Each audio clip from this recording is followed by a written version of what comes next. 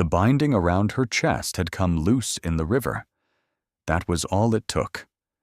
3 years of silence, 3 years of calloused hands and lowered voice, and walking like a man who owned the ground beneath him, undone by a strip of cotton that slipped while she pulled a calf from the flooded Cimarron. Wren Alder stood on the bank with water pouring off her body and the fabric visible through her soaked shirt, and she knew, before she even looked up, that the new foreman was watching. Dashiell Cobb stood 15 feet away on the ridge, holding the reins of both their horses, his dark eyes locked on the shape that cotton and water had betrayed. He didn't speak. He didn't move. He just looked. And the silence between them was the loudest sound Wren had heard in 3 years. She'd been Emmett Alder for 1,000 days.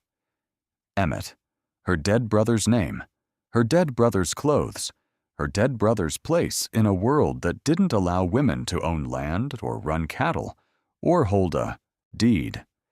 She'd bound her chest every morning before dawn with strips of cotton so tight they left bruises along her ribs. She'd cut her hair with shearing scissors every 2 weeks. She'd deepened her voice until it sat in her throat like gravel. She'd learned to spit, to swear, to shake hands hard enough to make knuckles crack. She'd become Emmett so completely that some nights she looked in the water trough and didn't recognize the woman underneath. That was the cost, and she'd paid it willingly, because the Alder Ranch, 340 acres along the Cimarron in Oklahoma Territory, was her father's life, and her father was dying. Dashiell Cobb had arrived 6 weeks ago, hired by the territory's Cattlemen's Association to evaluate whether the Alder Ranch was viable or should be absorbed into the Haverford operation, the corporate cattle company swallowing small ranches across the territory like a snake eating eggs. Dashiell was 30, quiet, with the lean build of a man raised on horseback and the careful eyes of someone who noticed things other men missed. Dark brown skin, close-cropped black hair, a scar across his right knuckles from a rope burn that never healed. He wore a plain brown hat, a canvas work shirt, and boots risoled twice. He was good at his job, too good, and now he was standing on a ridge watching Wren's secret pour off her body with the river water. Wren's hand went to her chest, a reflex, useless, 3 years too late. She looked at Dashiell. His face was unreadable, not shock, not disgust, not the predatory recognition she'd feared every day since she'd first wrapped the binding. Just stillness. The evaluating stillness of a man processing information that changed the shape of everything he thought he knew. "The calf's alive," Wren said. Her voice came out wrong, too high, the gravel gone, the river having washed away 3 years of performance in 30 seconds. Dashiell looked at the calf scrambling up the bank, then back at her. "We should talk," he said, and Wren felt the ground shift beneath her, not from the flood, but from the specific terror of being seen by someone who had the power to end everything. "Not here," Wren said. "Not now." She grabbed her horse's reins and mounted with the practiced speed of someone who'd learned that retreat and survival are the same motion.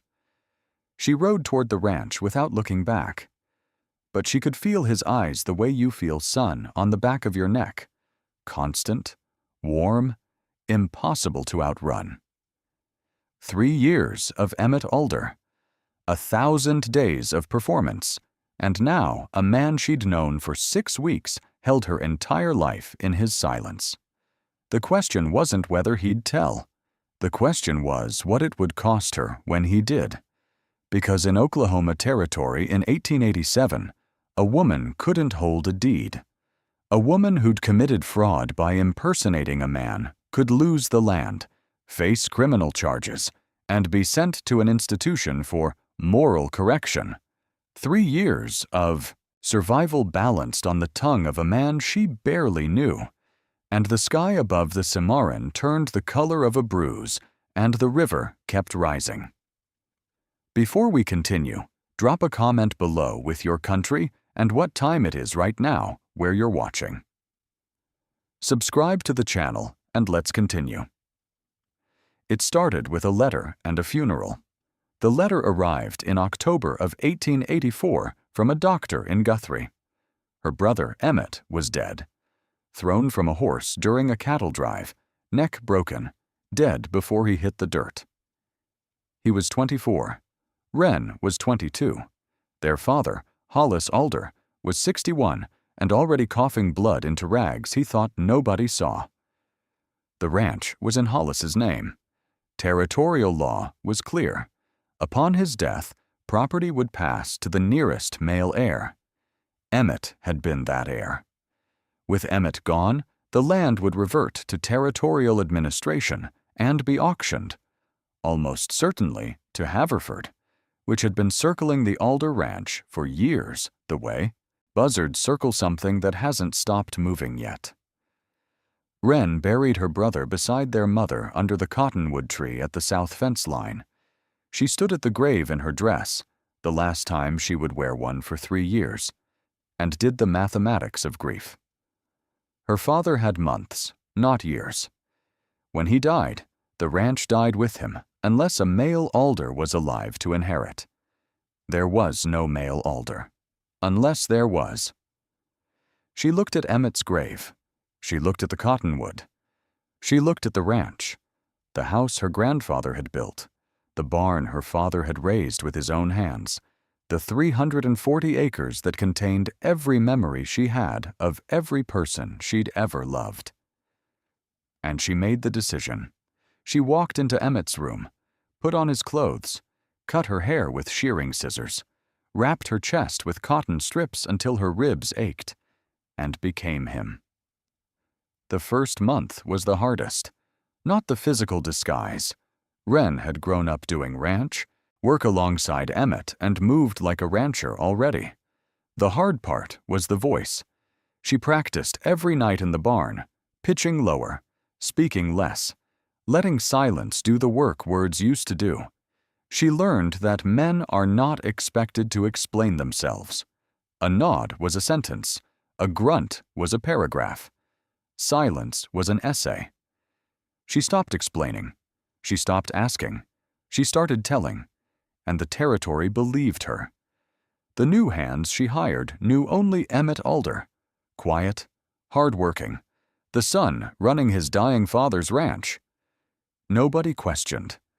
Nobody looked closely. Because nobody expected a woman to be hiding inside a man's life. It was the most invisible hiding place in the world. Hollis knew. Of course he knew. He was dying, not blind. He saw his daughter in his son's clothes and said nothing for 3 days. On the 4th day, sitting on the porch watching the sun go down, he said, "You walk like her, you know. Like your mother. Emmett walked like me." Wren froze. Hollis coughed into his rag. "I'm not going to stop you," he said. "This land is yours. It's always been yours. The law just hasn't caught up to the truth yet." He paused. "But be careful, little Wren. The world breaks what it doesn't understand." Little Wren. The name he'd given her at birth, because she'd been small enough to fit in one hand. She sat beside him on the porch and held his hand.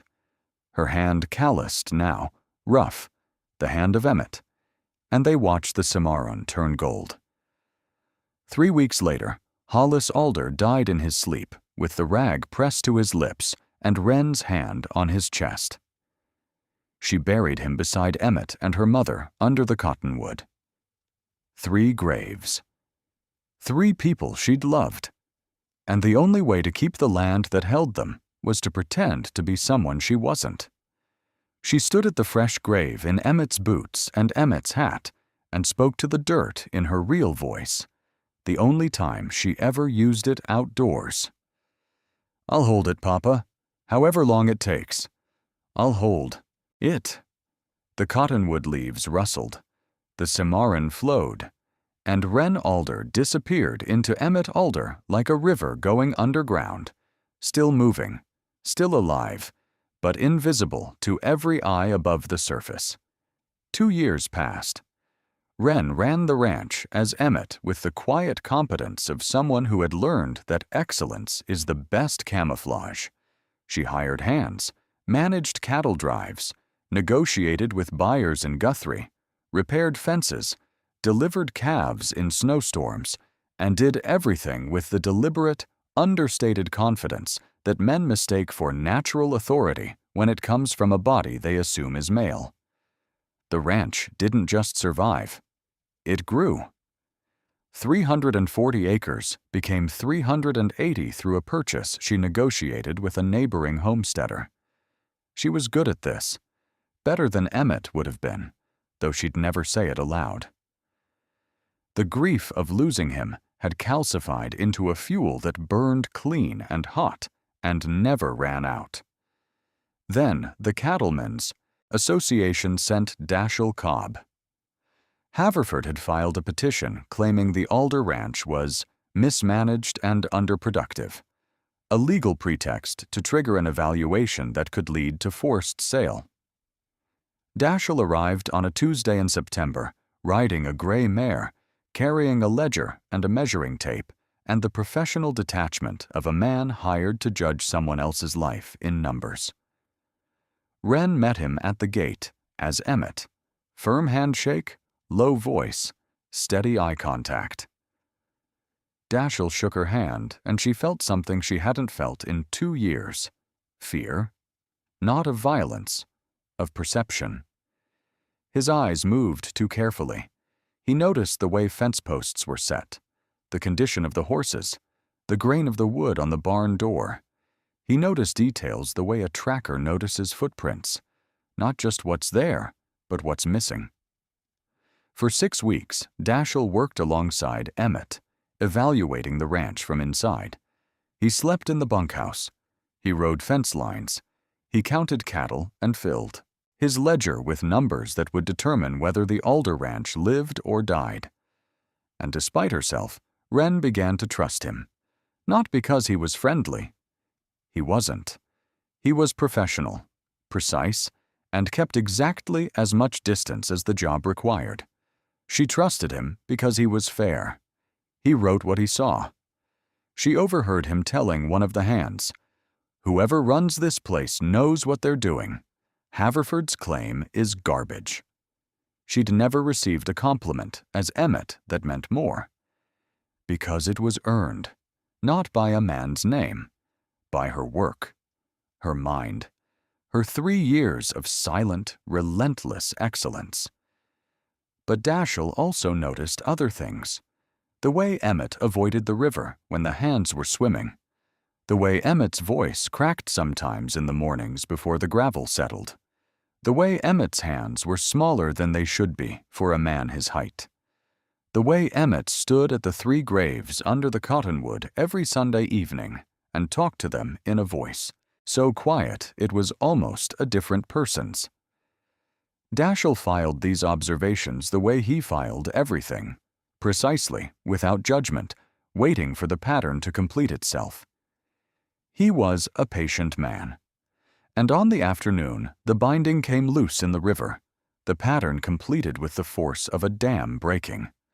And now both of them stood on opposite sides of a truth that would save the ranch or destroy it, depending entirely on what a quiet man with careful eyes decided to do with what he'd seen.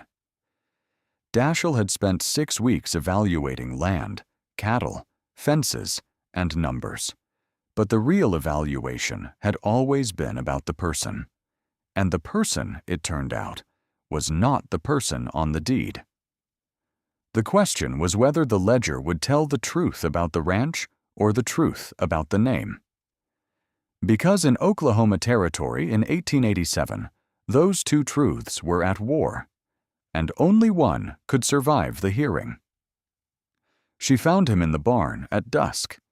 She'd spent the afternoon trying to decide, whether to run, deny, or confess. Running meant losing the ranch. Denying meant trusting he'd doubt his own eyes. Confessing meant placing her life in the hands of a man who'd been sent to evaluate whether she deserved to keep it. None were good, but confession was the only option that treated Dashiell as a person instead of a problem. And 3 years of pretending had made Wren ferociously hungry for one honest conversation. She walked into the barn where he was brushing his mare and said, without preamble, "My name is Wren Alder. Emmett was my brother. He's been dead for 3 years." Dashiell's hand stopped on the mare's flank. He didn't turn around. "I know," he said. 2 words that rearranged the entire geometry of the moment. He knew.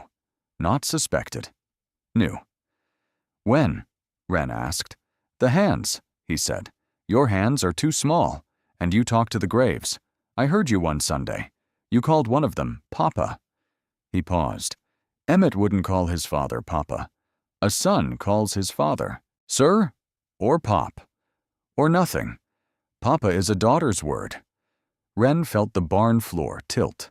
A single word, Papa, spoken to a gravestone on a Sunday evening. That was what had unraveled 1,000 days of performance. Not the binding, not the voice. A word whispered to the dead that only a daughter would use. "What happens now?" Wren asked. Dashiell finally turned. His dark eyes held hers. "That depends on what you want to happen. I want to keep the ranch. The law says you can't. The law says Emmett Alder can't be a woman. But Emmett Alder built this ranch into the best operation on the Cimarron. The law can't unlearn that." Dashiell was quiet a long time. Dust motes floated in the last light from the barn door. "Haverford's petition comes before the territorial judge in 3 weeks, he said. "My evaluation determines the outcome. If I report that Emmett Alder is competent, the petition gets dismissed. If I report that Emmett Alder doesn't exist..." He didn't finish. The ranch, the land, the graves under the Cottonwood, all of it hinged on what Dashiell wrote in his ledger. "Why haven't you said anything?" Wren asked. "I wanted to hear you say it first." "Why?" "Because a woman who's been pretending for 3 years deserves to choose when the pretending stops." The sentence landed on Wren like the first rain after a drought. Not gentle, but necessary. Breaking open ground that had been closed too long. She sat on a hay bale. For the first time in 3 years, she sat the way she actually sat. Not with knees apart and elbows on thighs, Emmett's posture, but with her back straight and her hands in her lap. The way her mother had sat.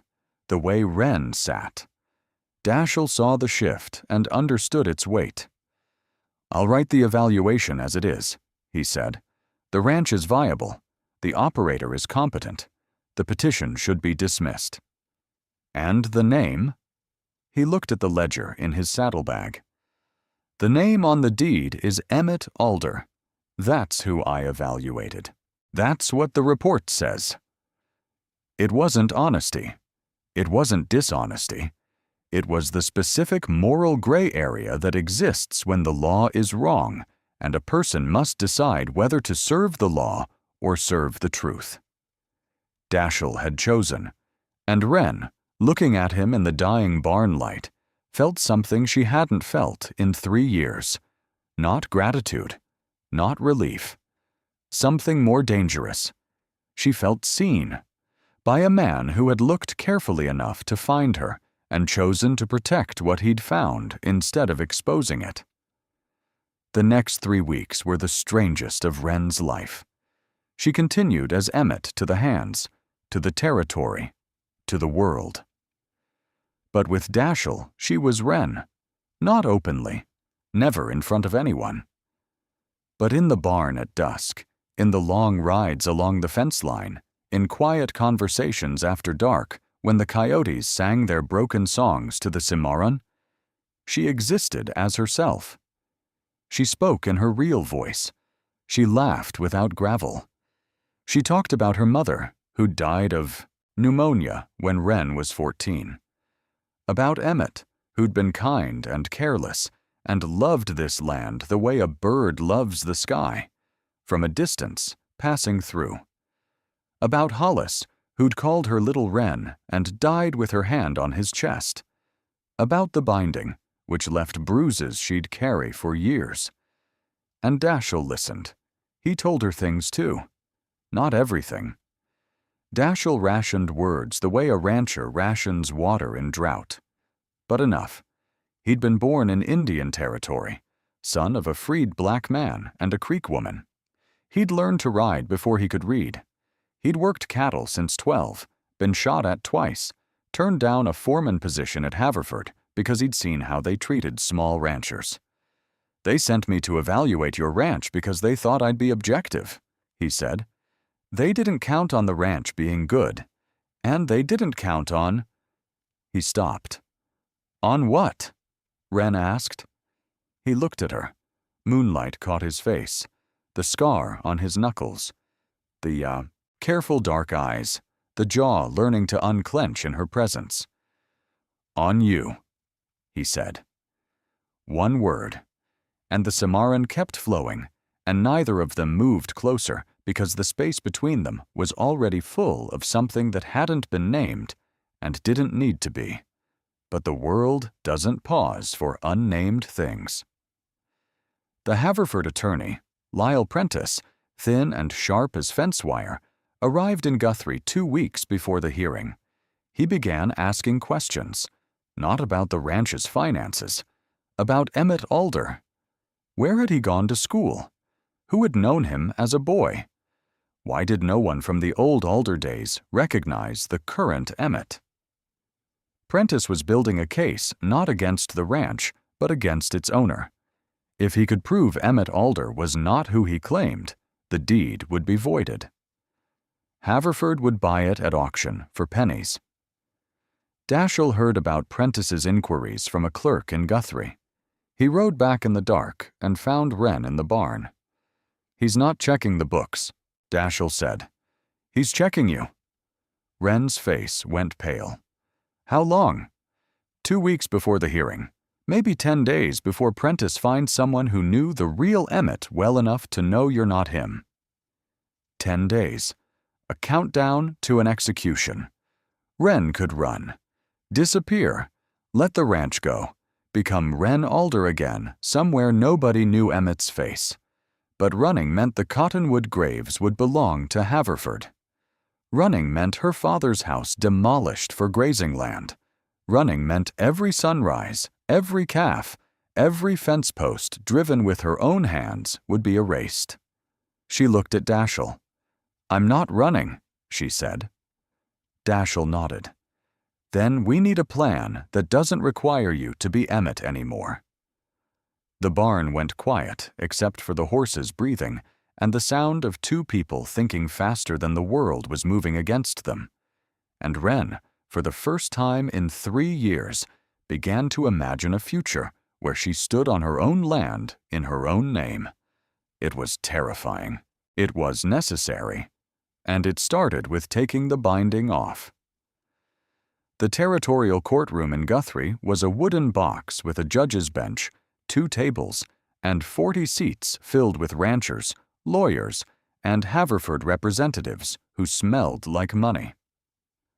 Judge Aldrin Marsh presided, 65, white-bearded, a man who followed the law the way a train follows tracks, without deviation, without sentiment. Wren sat at the respondent's table in Emmett's clothes, binding tight, hat on, voice ready. Dashiell sat in the gallery holding his ledger. Prentice sat at the petitioner's table with a smile that said he'd already won. And in many ways, he had. Prentice presented his case methodically. The Alder Ranch, he argued, was held by a person whose identity could not be verified. No school records matched. No former associates recognized the current Emmett. A neighbor had submitted a statement. That man doesn't move like Emmett. Something's off. Prentice let the implication build like smoke in a closed room. He asked the judge to order a verification of identity, a physical examination that would confirm whether the deed holder was the person named on it. Wren's blood went cold. A physical examination would end everything.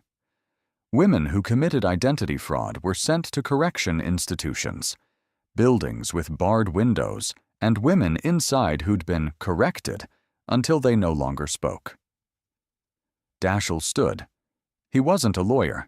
He wasn't a party to the case. But the judge allowed him to speak as the association's evaluator. He opened his ledger. "I spent 6 weeks on the Alder Ranch," he said. "The operation is sound. The cattle are healthy. The acreage has expanded. The fences are in better condition than any ranch in the territory. The Haverford petition is baseless." Prentice interrupted. "The question is not competence, Mr. Cobb. The question is identity." Dashiell looked at Prentice. "I evaluated the person running that ranch. That person is the most capable rancher I've encountered in 12 years of this work." "But is it in Emmett Alder's hands?" Prentice pressed. The room went quiet. Dashiell looked at Wren. Wren looked at Dashiell. 3 years of hiding lived in the space between their eyes. Then Wren stood. She removed her hat. She reached beneath her shirt and pulled the binding free. Not violently, not dramatically, but with the slow, deliberate motion of a woman who was finished pretending. The cotton strip fell to the floor like a shed skin. The courtroom gasped. Prentice smiled. Judge Marsh leaned forward, and Wren, standing in her brother's clothes with her own body finally visible, said, "My name is Wren Alder. Emmett was my brother. He died 3 years ago. I took his name to keep my father's ranch because the law wouldn't let me keep it as myself. I have run that ranch for 1,000 days. Every fence post, every calf, every acre. That was me. Not Emmett, me." The room was silent. "The law says a woman can't hold this deed. But the land doesn't know that. The cattle don't know that. The fences I built don't know that. I am asking this court to see what the land already knows, that I earned the right to stand on it." She sat down. Prentice closed his mouth. The courtroom hummed, and Dashiell, sitting in the gallery with his ledger closed and his hands gripping the wood of the bench in front of him, watched a woman do the bravest thing he'd ever seen. Not fighting, not running, but standing in a room full of men and saying her own name out loud for the first time in 1,000 days. Judge Marsh deliberated for 4 hours. He sat alone with the law books and Dashiell's ledger and the binding on the floor. When he called them back, the room was full to the walls. Ranchers who'd come for a spectacle stayed because something inside them recognized this moment was bigger than one woman and one ranch. Even the Haverford men were quiet. Prentice sat with arms crossed, still certain. The law was the law. Judge Marsh looked at Wren. His white beard moved as his jaw worked. Then he spoke. "The territorial code is clear. A deed must be held by the person named on it. The person named is Emmett Alder. Emmett Alder is deceased. The deed is therefore void." The words hit Wren like stones. Void. 3 years. 1,000 days. Void. Prentice's smile widened. "However," the judge said, and the word hung like a rope thrown to a drowning person, "I am noting in the record that the petitioner's claim of mismanagement is without merit. The Alder Ranch, under its current operator, is exemplary. I am recommending to the territorial legislature that property inheritance statutes be reviewed to address the inequity this case has revealed. Recommending, not ordering. A suggestion, not a ruling. A letter, not a law. The ranch would be auctioned in 30 days. Everyone knew who the highest bidder would be." Prentice uncrossed his arms and stood. He didn't smile this time. He looked at Wren for 3 long seconds with the specific discomfort of a man who had won the legal argument and lost the moral one. Then he closed his ledger and walked out without a word. The auction was held on a Tuesday. Haverford bid. Dashiell bid. The number climbed past his savings and into money he'd borrowed from every person who'd ever owed him a favor. It climbed past reasonable and into the country of what was right. Then it stopped. Haverford's man looked at the numbers and at Dashiell and realized this man would bid until he had nothing, and then bid again. "Let him have it," he told Prentice's replacement. 300 acres, not worth a war. The gavel fell. The Alder Ranch, sold to Dashiell Cobb. Wren stood outside and looked at the deed in his hand. "It's yours now," she said. "No," Dashiell said. "It's ours, until the law changes. Then it's yours." He held the deed out. She didn't take it, not because she didn't want it, because taking it from a man's hand was exactly what 3 years of pretending had been designed to prevent.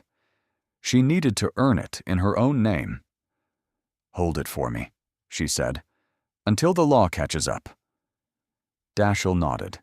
He folded the deed and placed it in his coat pocket. Left breast pocket, above his heart, where a man keeps the things he intends to protect with his life. They rode back to the ranch. The cottonwood was golden in late afternoon light, 3 graves in its shade. Wren dismounted and walked to them alone. She knelt between her father and her brother and placed her hand on the earth. "I'm still here," she said. "I'm still Wren, and the land is still ours." She stood. She walked back to the porch where Dashiell sat. She sat beside him, not as Emmett, as Wren, in her own posture, with her own voice, no binding. For the first time in 1,000 days, her chest expanded fully. She breathed. The air tasted like sage and river water and something she hadn't tasted in 3 years. Freedom. Not complete, not legal, not permanent, but real. Dashiell looked at her. "Little Wren," he said. Her father's name for her, spoken not by a ghost, but by a living man on a porch she'd built. The sound broke something open that 3 years of binding had kept sealed. She didn't cry. She breathed. 1 full breath. And the cottonwood leaves applauded like 1,000 small hands clapping for a woman who had finally come home to herself. But the law didn't change. Not that year. Not the next.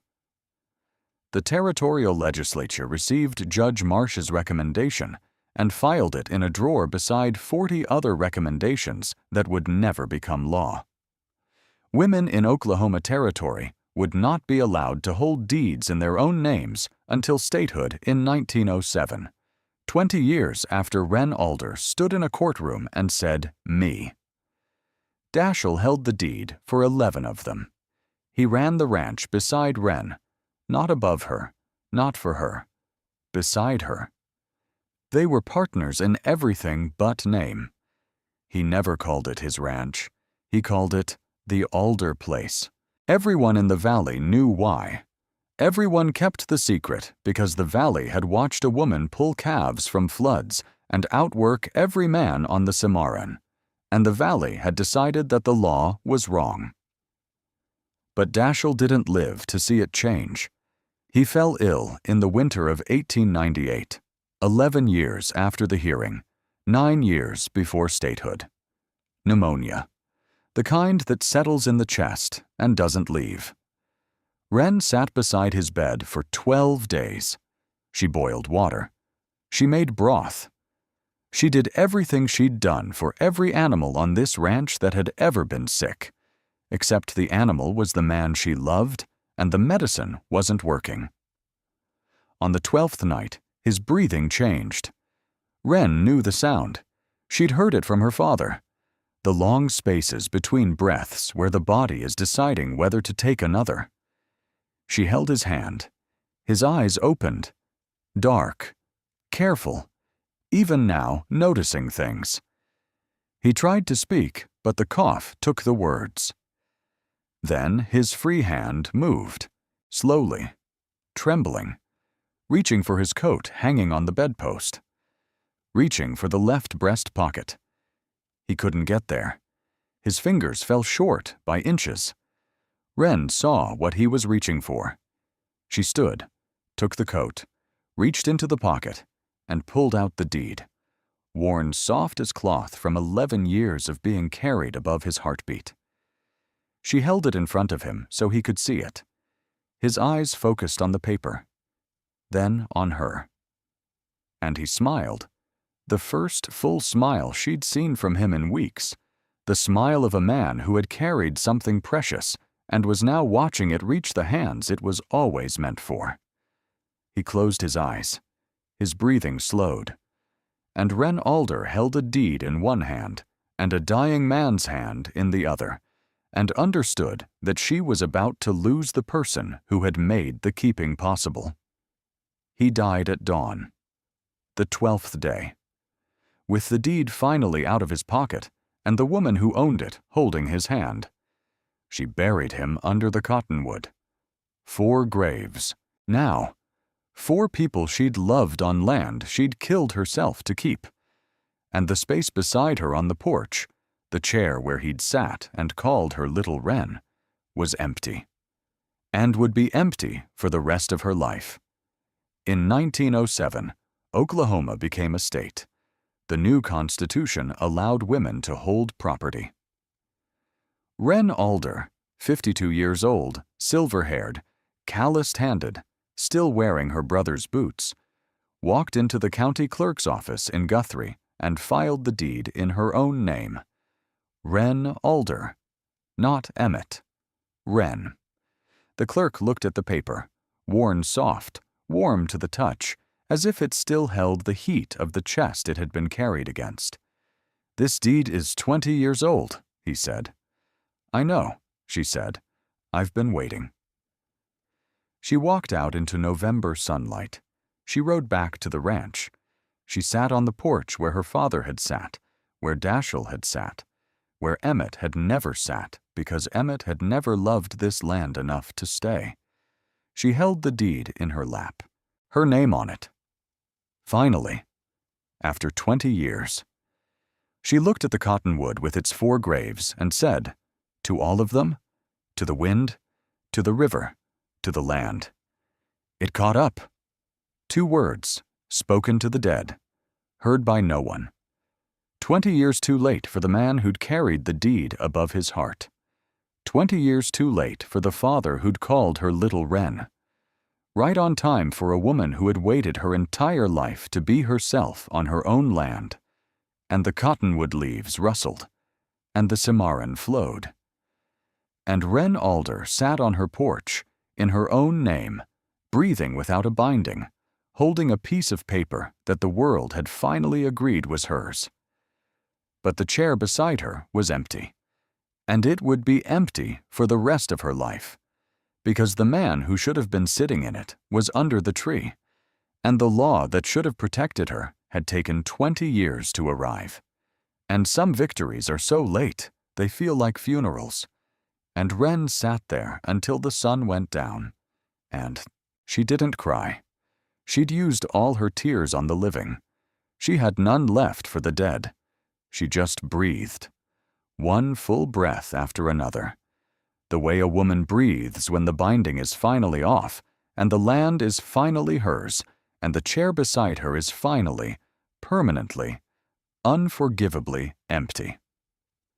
If this story stayed with you, if the empty chair hurts more than the courtroom, leave a like and subscribe to Wild West Talehouse. Not every victory arrives when you need it. Some come 20 years too late and sit beside an empty chair, and those are the ones you carry.